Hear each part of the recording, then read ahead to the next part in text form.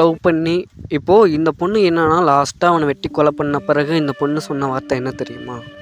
எனக்கு இந்த பையனை பிடிக்குன்னா நான் லவ்வே பண்ணலைன்னு சொல்லியிருக்கேன். இந்த வார்த்தையை அப்பயே சொல்லியிருந்தா இவங்க வீட்டில் இவங்க அம்மா அப்பாவுக்காக அவன் வாழ்ந்துட்டு போயிருப்பான்ல.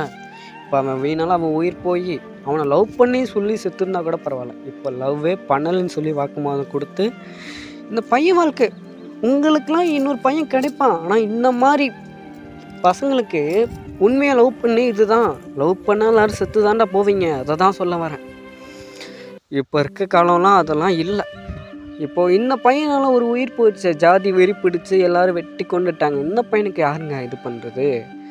அதாவது இந்த பொண்ணு எவ்வளோ தான் இது பண்ணாலும் பொண்ணுங்க ஸ்ட்ராங்காக இருந்தாங்கன்னா இந்த காலத்தில் இப்படி இருக்க பசங்களுக்கு எதுவுமே நடக்காது. அதுதான் உண்மை. இதெல்லாம் ஜாதி மதம் இதெல்லாம் பார்க்குற பொண்ணு அப்போ வேணான்னு சொல்லியிருக்கணும்ல.